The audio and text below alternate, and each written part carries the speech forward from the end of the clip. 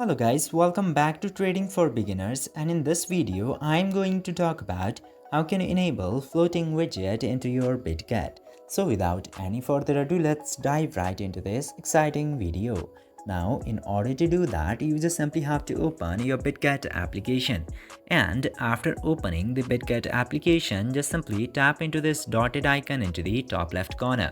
Simply select that option and choose your profile.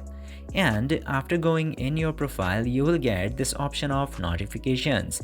Tap into notifications, and after scrolling down into notification, you will get to see this option of floating widget.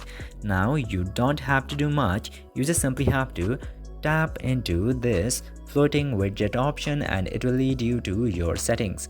And from here you can easily enable by going into permission sections or notification section. Just simply go into here and enable your floating widget.